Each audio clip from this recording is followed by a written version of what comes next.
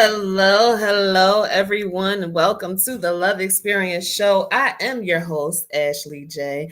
I am so happy to see you here. So, I have a question. Would you like to be a guest on the Love Experience Show? You can let me know by finding me on all my socials under it's Ashley JW and my email ashley at itsashleyj.com. I am looking for guests. I want to see guests. Hey, Dr. Kishma, I want to see guests on the show. So you can reach me on those platforms and via email and let me know that you would like to be a guest on the Love Experience Show. And I will set you up with a date. And as always, the Love Experience Show comes on every Thursday at 8 p.m. So how is everybody doing today? Go ahead and share this episode with 5 people. Tell them to come on and watch, especially if they're single, because tonight I am dropping some gems for the single ladies. Okay. And I think it's going to be good, but y'all let me know if it's good because you know how I like to talk to you and have you communicating with me as I am live. So as I'm doing the show.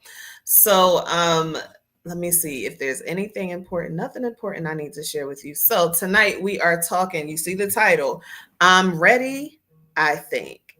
So the title of the show came about because there's so many people who are at a point in their life, if they're not married, they're ready for marriage, right?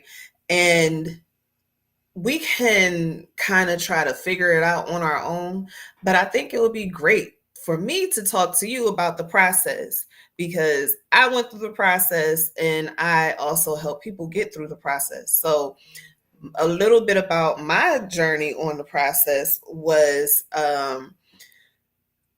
I was, this was, Lord, about 13 years ago. Goodness. I was healing from a breakup, and there were things that I was, starting to open up about, like starting to date again.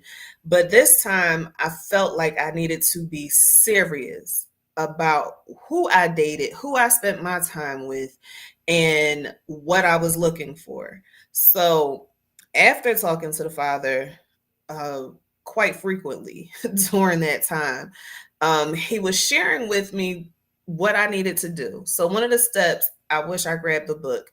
One of the steps I took was I read books.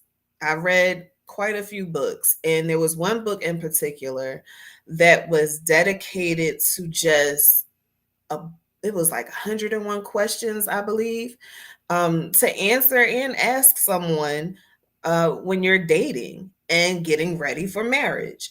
And that book was very instrumental for me because I had to take the time to really think about what I'm bringing to the table and what I was expecting and what I was looking for, right? So that was part of my process, and I can't remember how long it took me to read the book, but I know I took some time to read it because it was a lot for me to consider, things that I never considered before, and I'm very grateful for that book. um and I thought about writing something similar to that, but that was one thing. I also worked towards trying to figure out finances. That was not a strong suit of mine at that time.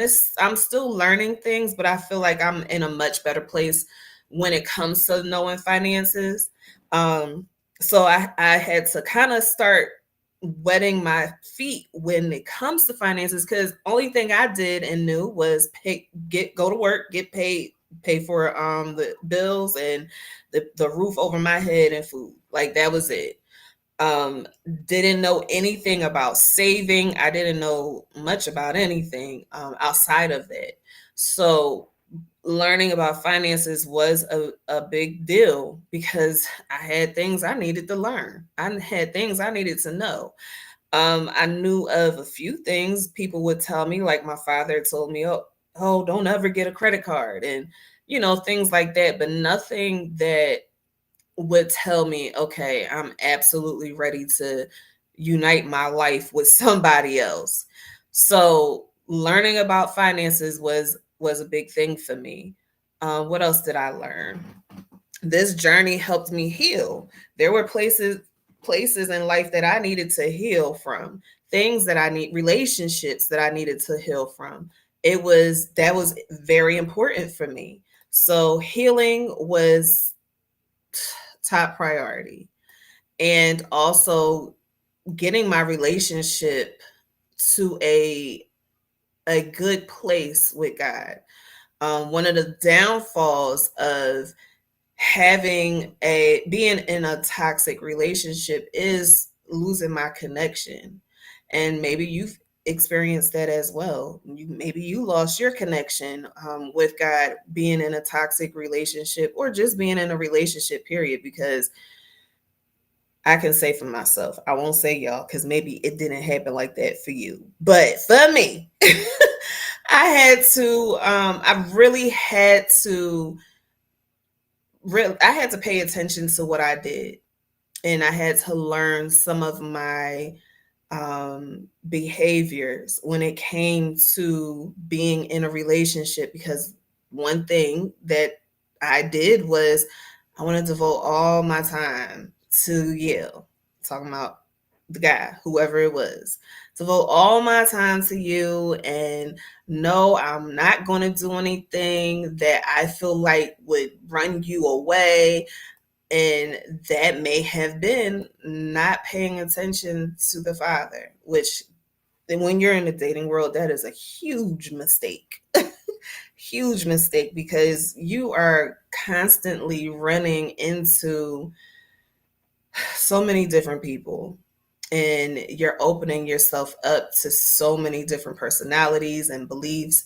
And if you are not strong in who you are, and I'm going to get into this a little more later, but if you're not strong in who you are, then it's possible that things that are helping you, things that were behaviors and routines, that's the word I was looking for, routines that you were used to doing, may go by the wayside, and you may not do them as frequently as you did before, or at all.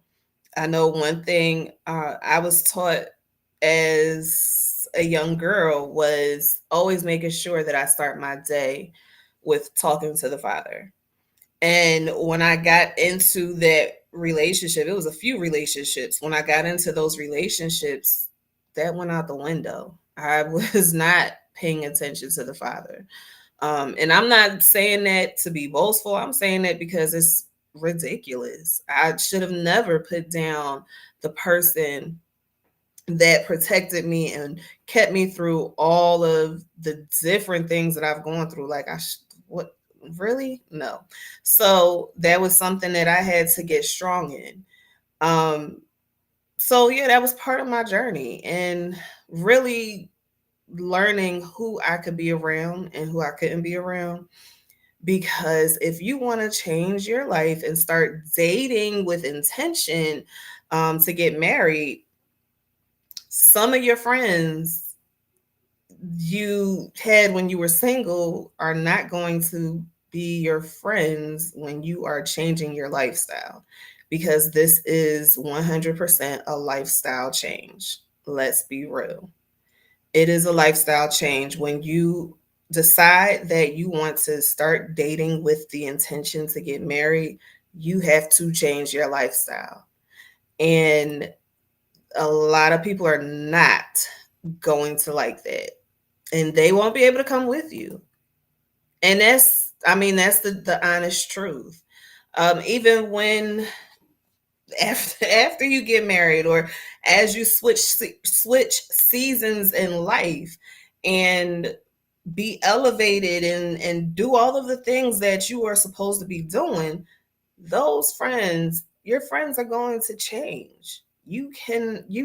There will be some that you maintain. There will be some friendships that you maintain when it comes to um life. But a good portion of them that are not on the same wavelength as you, and they are not about changing their behaviors or upgrading their life, you will lose those friends. And that is a huge fact. It is something that is never, ever comforting for anybody, but it is what happens. It happens. Unfortunately, it happens. So you have to be ready to change your friendships. And that was part of my journey. Some friends stuck, some friends did not. That's okay. It hurts in the moment, sure. And it will hurt when it pops up again. But it's what happens in life, to be honest. So, when you get to the place where you are ready to date with intention, and you have a really serious conversation with yourself. When I say have a really serious conversation with yourself, you have to really talk to yourself and be brutally honest. Am I really ready for this? Am I really in the place that I feel like, I can welcome someone into my life that is not necessary, that is not here now, and I want them to be here for the long haul? Am I in that place? You got to answer that for yourself. I felt like I was. So the thing that had to happen first was being in the right mindset. So this kind of goes along with what I was just talking to you about. So one of the things would be deciding. One, you have to decide, as I said, make the decision that you're ready to be here. And then also, you have to shift your lifestyle. Your lifestyle has to switch into being ready for marriage and turning away from being the fun girl. And that, I mean, you have, like, it's going to be hard because it's changing some behaviors that you had maybe if you were not in your 20s anymore, or maybe you're in your late 20s. It takes a big adjustment because the 20s, you're having fun. You are experiencing everything that you want to experience at that time. So you have to change your mindset. Um, if you are not someone who, if you're not a virgin, then you have to be selective. And I mean, I would honestly say even be celibate, because this is like a new lifestyle. This is like you're changing identities. Thank you, Lord. You're changing your identities. And with changing your identities, that means that you have to make your behaviors line up. So that means there is no more just having sex because you feel like it. You need to be celibate. You need to chill out and practice restraint, because the man that you will welcome into your life, who is going to be the man that you end up marrying, if it is the correct man, then it would be better to start off with you not having a whole lot of, run-ins with people from your past, the ones that you could call, because he'll be ready. You just have to pick up the phone and call him. So you have to change that. So celibacy is what you need to do, because it also helps you keep your mind clear. I don't know if you ever realized that sex taints everything. Sex distorts everything. So part of those relationships shifting and changing and failing those romantic relationships, probably because sex got in the way and it kept you from keeping a clear head and understanding who you were dealing with. And if I know for myself, if I did not have sex with some of those men in the past, I would not have any toxic relationships to talk to you about. So you have to watch who you have to just stop. And that's what I had to do. I had to stop. I had to try to get my mind right. And that can be a challenge because if you're used to getting it, you got to adjust to not getting it. So practice celibacy. That helps you get into the right mindset of dating with intention and keeping your mind open and clear and keeping your spirit pure, or it's not getting clouded because you're introducing another person, another spirit to your body. Okay, so also part of that shift needs to be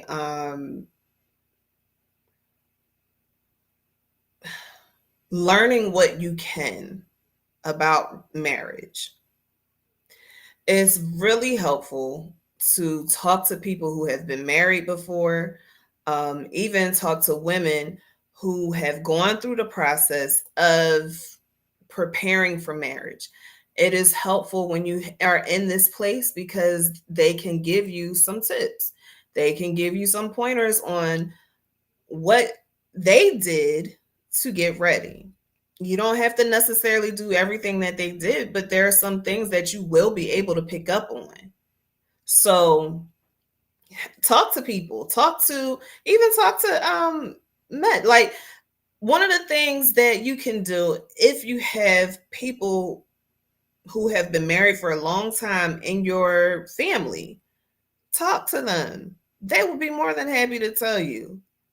It talk to them because marriage is real and you need to get some guidance on marriage. Not everybody you can do the same thing as them, but you can pick up something from them when it comes to preparing for marriage.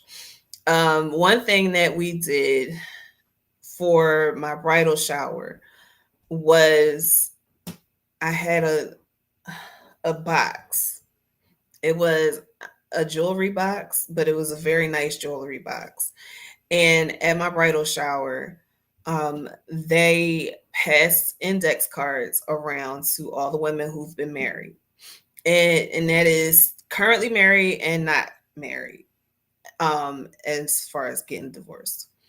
And they all wrote down advice for maintaining marriage, for maintaining myself as a wife. And that was, I don't even remember who came up with that idea, but that idea was a fantastic idea because I learned quite a bit.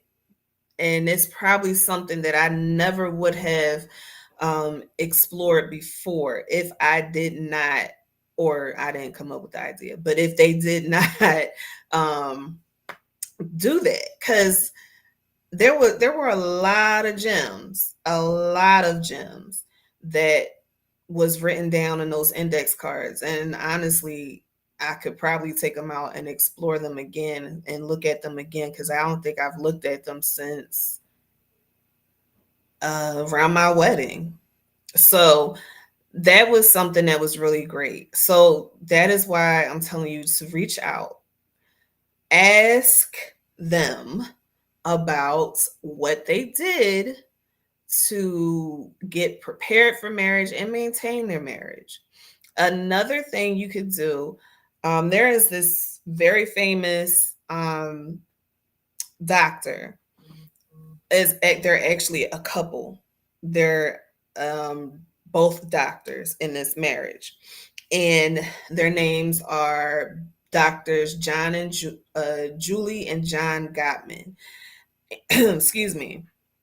and they have a wealth of information and plenty of books that you can order on Amazon about different things with marriages. Like their their thing is kind of like helping people rebuild their marriage, but the information that they give you is information that you can use to set the stage. So get their books, figure out how to have conflict resolution in your marriage, figure out what to do to keep the spark alive in your marriage. They have all of that information and you need it. So definitely read those type, getting yourself in front of those type of books and that type of information is really important during this time, because that helps you get in your mind that you are preparing for marriage and you're not going to just accept anything. So that is one step. Okay. Then you have know what you want. So I think I may have talked about this before, but one of the things that I did under the guidance of the Father was wrote down every single thing I wanted in a man. Every single thing I wanted in a husband, what I wanted him to look like, how I wanted him to be. Like I wish I had that that list still. I don't know. I think I got rid of it when I moved. But every single thing that I wanted in a man, I wrote it down, starting from the shallow things to the very in-depth under the surface things. I wrote everything down, and you need to do the same thing, because if you take the time to sit down, think about it, and really, really think about it and pray about it, then you will realize that what you've had in the past obviously is not working because you're not with them. So you need something different. Do not be afraid to try something different. That is what you need to do. Try something different, because those things that are different will be things that will make you happier. So for me in the past, my whole thing was I wanted somebody who was maybe I don't think I really said my complexion, but I wanted somebody that was darker than me. And when I say darker than me, like I wanted somebody that was chocolate. And I was accepting if they was like a few shades darker than me.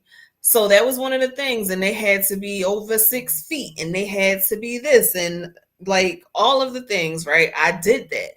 But here is the thing. I needed to find something different.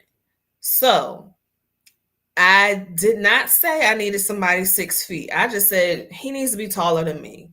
Okay. And that's not a whole lot that he needed to be because I'm only 5'3". But he needed to be taller than me.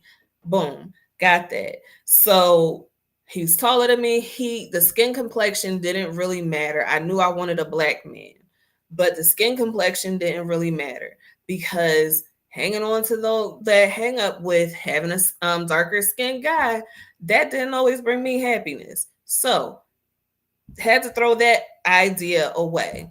Skin complexion didn't really matter. One of the major things that I wanted was somebody who was established. It was important for me that I married somebody who already was good with money, somebody who has built his life with all of the things that he wanted.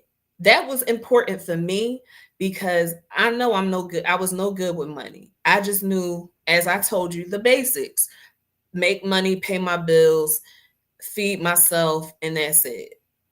So I needed somebody who understood money much more than I did. And that was, like I said, was extremely important. And he was established, as in he already went through the process of buying a home and owning the home. He already went through the process of maintaining a vehicle.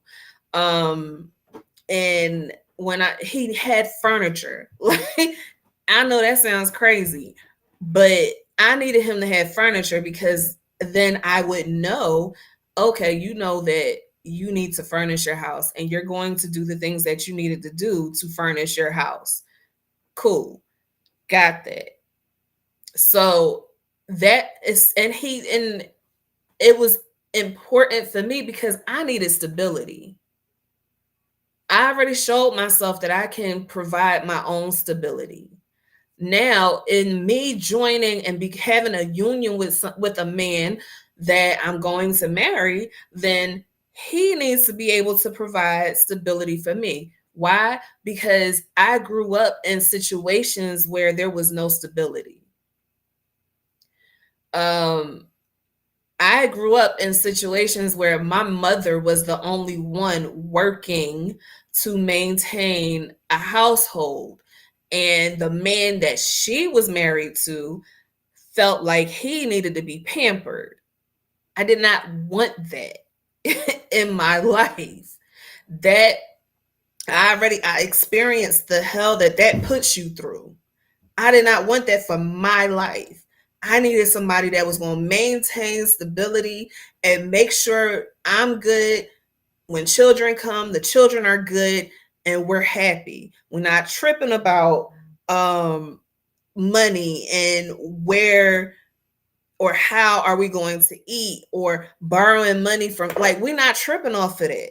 That was something that I did not want for myself. So I made sure I elevated my thinking to want somebody, elevated my desires to wanting somebody who already had that. Because also that signified to me that I am not dealing with a little boy. I am dealing with a grown man. And could I have taken somebody who had a condo? Sure, I would have taken that, but that wasn't going to suffice for me because I want to have a family. I want a place that I don't have to move out of because it's not big enough. So like, you have to think about all of those things. Everything. You have to really take a deep dive into who you are, what you've experienced, what you want and what you don't want when it comes to this process. You have to take a deep dive. So stability was I won't say number one, but it was up there. It was top 5. Stability was top 5 for me. And established in a career. He already knew what he wanted to do. He was already working in that field. He was already doing the things that he needed to do to become to get promoted, to keep growing in that area that he was working in. That meant I didn't want anybody. This is not a knock. I didn't want anybody working at the grocery store. I wanted somebody with a career, not somebody working a job. I had enough of people who were working a job. I needed somebody that was in a career. So I wrote that down. I wrote down whether or not I wanted somebody with children. That was important for me too, because I went through a situation where I was with somebody who had kids, 2 children with 2 different people, and there was no, how can I say this? I came very last, but this is the thing, because he was not just for me. I'll just say it like that. So the person that I wanted to marry I'm cool if he had kids, because also I wanted somebody older. I forgot to say that. I wanted somebody that was older than me as well. And with me already thinking about wanting somebody that's older than me, I had to realize, okay, we going into another age bracket, so that means he'll probably have children. How many kids am I cool with him having? So I wanted the person I wanted to be with, I wanted them to have one child. I did not want multiple baby mamas. I wasn't dealing with all of that. So he had to have one child. That was all I maybe would accept two if they were by the same woman. But mostly I just wanted somebody that had one kid. If the list went on, okay, it was like 2 pages long. I wanted somebody that was funny, because I love the fact that my uncles were very silly and they always were, making us laugh. I wanted that for myself. So I needed somebody who had a sense of humor. And it was, I mean, like I said, the list went on, but I was very intentional on maintaining that list. I rehearsed that list because I rehearsed it because I needed to make sure that the men that I met, they met those requirements. My list, those were requirements. He needed to have that before I agreed to go on a date or agreed to go on a second date. That was a requirement. So I knew exactly what I wanted. The only thing, like when I talk about my husband, the only thing that was left open really was his looks. Like I said, I knew I didn't want anybody that was, they didn't have to be chocolate. That was my favorite flavor, but the man that I married, he didn't have to be chocolate. So if you see the picture, he's not chocolate. We like the same complexion. So I was cool. Also, maintaining boundaries. It's so many times where I'm, talking to women and talking to people, period.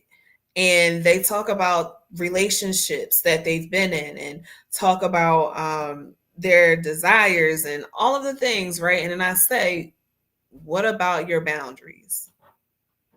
Did you set those boundaries? No, I didn't. You have to set boundaries because boundaries help you to be comfortable in your relationship. They help you to show people how they can treat you. They help you to um, maintain who you are. They help you to kind of integrate into a romantic relationship, well, relationship, period. But they help you to get into a relationship and come with everything of who you are and feel safe and feel cherished and loved in this situation. Okay. So you have to have boundaries. Boundaries for you may be he can't be more than 15 minutes late for a date. Or he, I don't know, in the morning he needs to we need to talk on the phone versus getting a text. Your boundaries may be whatever they are. I know for me, I'm not receiving no disrespect. That was my boundary. You're not going to disrespect me. I had enough of that. I'm not going through that. Soon as I see that you were abusive, I'm out. Grew up with that. Not trying to go there. Not in my long-term relationship. You absolutely have to have your own relationship with God. Like when we're married, yeah, I'll pray, I will talk to the Father for you on all of the things, but starting out, You need to do that for yourself. I need to know that you can do that for yourself. So that was a requirement. You need to have your own relationship with God. Um, what are my other boundaries? And you can develop the boundaries as life goes on and as your marriage goes on, because things change, people change. That's a part of life. We change every 5 years. So what you accept yesterday may not be what you accept today. So boundaries can grow with you. Um, let me see. I'm trying to think of some more boundaries that I had set back then, Lord, 13 years ago. Um, if I think of some more, I'll tell y'all. But you definitely have to have your boundaries, maintain your boundaries, understand who you are, and stay true to yourself. That is the next step or the next point. You have to understand who you are. Do not go into your marriage expecting for that person to accept you for who you are and you don't even know who you are. Take the time to explore who you are before you get into a marriage, before you get into a relationship that will lead to marriage, because it is so very easy to lose yourself when you are in your marriage. You need to know who you are, and that will also help you maintain boundaries. You need to know exactly who you are. Who are you? What do you like? What do you need? What makes you happy? What makes you feel loved? Know who you are so you don't get swallowed up, so that you don't throw away your identity and take on the identity of your partner. You don't want to do that. Know who you are beforehand. Know it and stay true to it. Whoever you are, you stay true to yourself. I've been trying not to say this, but I'm going to say it because you are going to be the one to show him how to treat you. So you have to stay true to yourself. Then you want to go to counseling. I'm so trying not to be that counselor that tells everybody to go to counseling, but it is so important. It's so important that you go to therapy, y'all. You gotta go. You gotta heal from that stuff that hurt you in the past. It's so, when you got the right therapist, it's so much better if you have that person that can guide you through your healing. You have to go to counseling. Counseling is so super duper important, because one thing I know for sure, when you are in a marriage, that man is going to be your mirror and you're going to be his. And you do not want to see the reflection of you and then all your baggage in the mirror. And that can cause problems in your relationship. So get healing, go to therapy. I wish I would have went to therapy back when I was single. All of the stuff that I dealt with before my husband, I should have had that stuff worked on and healed beforehand, but I didn't. So I should have went to therapy, but I'm telling you, you need to go to therapy and heal from that stuff. Get that gook out of you. Heal from it. It helps.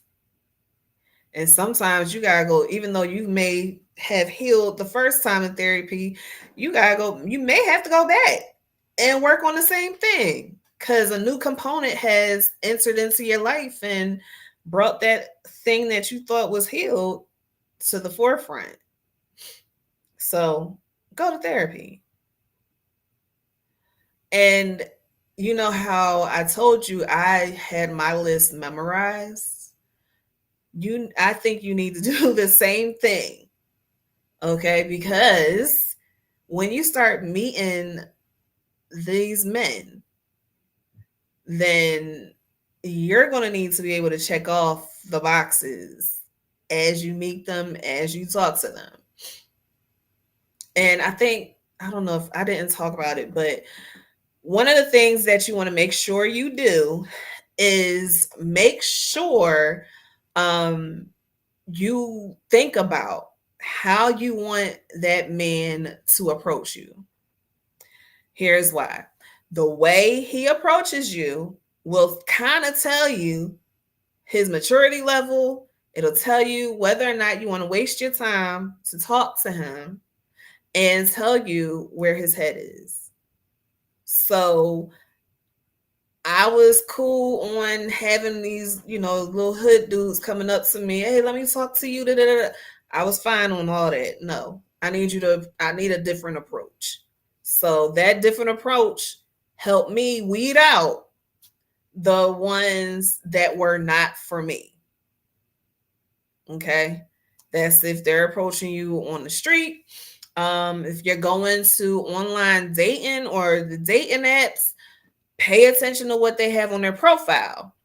Paying attention to the profile, that will show you whether or not he is just on that app to get laid or whether or not he is truly looking for something. I've told y'all before about when I saw my husband's profile, I was like, no, thank you. The pictures were not jiving for me, but what he had written on his profile, I was like, oh, okay, maybe. Because I was so staunch on I'm not repeating no patterns, but got confused when I read his profile. And then he reached out to me, and the way he reached out to me was different. So I had to say, okay, let me look at these pictures again. And I looked at them again. What I thought I saw the first time was not there. And Abba told me, hey, pay attention to this one. And, I had to go back and look. He told me to look. So things were different. So that's what helped me to decide to start a conversation with him. And how slow he took things. That was important also, because I was so used to these guys that were trying to rush things so they could get their gratification. That wasn't fair to me. So I paid attention to all of that, and you need to also. Okay? Don't settle. Being on this journey can be difficult. It could be challenging. It could feel very lonely, and that's the challenge. Feeling lonely. But that's when the enemy will trick you and send you a fugazi. And you will sit there and you will think this is him, but really it's not. Don't settle. Do not get tired. Do not give up. Keep going. Maintain your standards and your expectations. Maintain them, because the reward is around the corner. Do not settle. Because the last thing you want to do is just settle for somebody because they've checked off some of the boxes and you think you can help them develop the rest of it. No, do not settle. Okay?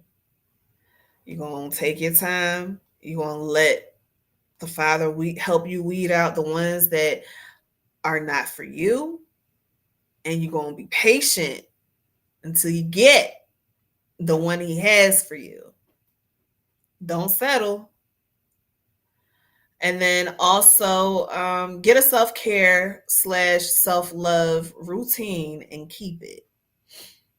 One thing that I was doing was making sure before I met my husband, I was going to the salon. After I met him, I was going to the salon. And up until I just realized it was 2 years ago now, I was going to the salon. So get your self-care/self-love routine. Yours may not be going to the salon. Yours might look different. Maybe it is doing something creative. Maybe it's taking time to journal or write, whatever it is, stick with it. Make it your habit so you don't lose it. Okay? And that can also be a boundary for you. I'm going to stay and continue to draw. I'm gonna continue to draw so that I can stay focused, I can replenish and rejuvenate myself. This is my time. I'm gonna continue to do that. And there's nobody that can infringe on that time. I do that at 12 o'clock every Saturday. I'm gonna keep doing that at 12 o'clock every Saturday. So get your self-care routine / your self-love routine. Keep it, nurture it, let it continue to grow. Okay. And this is the last point, but it should have been the first. Strengthen your relationship with God and sharpen your discernment. So here's the thing. When you strengthen your relationship with God, then you will have a connection to Him so close that you will hear Him tell you, this is the one I chose for you. It's Him. That's Him right there. Yep, that's Him. He will literally point the person out to you. You heard me say, He pointed my husband out to me. He told me, go back and look at that. He told me, go back, look at those pictures. That's him. And there was this one thing that me and the Father, I talked to Him and I said, okay, Lord, if the sign for the man that I want, if he has kids, the sign that showed me that he is the one for me was that he was a good father. And the maybe third conversation, and this is via text, okay? Third conversation I had with Tariq. He was taking his daughter and her sister to get their nails done. And when he texted that to me, I dropped the phone. I was like, oh. And I said, okay, I know from here, this is it. So after he said that, it was off to the races for me. He had to slow me down, but it was off to the races. I'm telling you that because my relationship with God at that point I had worked on it. I continued to build on it. And the question that I had, he answered it. So you want to make sure you develop your relationship with God and your sense of discernment, because your discernment is also what's going to help you weed out the weeds. Okay. Your sense of discernment is going to help you figure out who is for you and who is not. All of that comes to play. Holy Spirit helps you with all of that, and you have to develop it. You have to develop Him. You have to develop the relationship you have with God. He is your creator. He is the one who created the mate for you. Why wouldn't you want to get close to the creator to find out who is for you? Just saying. So you want to make sure you get close and find and have that relationship so tight that he is guiding you every step of the way. Start talking to him consistently throughout your day. Talk to him so that he can tell you this is cool. Nope, that leave that alone. No, you want to try something else. Yep, that's it. That's the one. Develop that relationship. Okay? I hope this was good information for y'all. I love talking about this stuff because it sends me back down memory lane. Um, and it helps me when it comes to just reminiscing.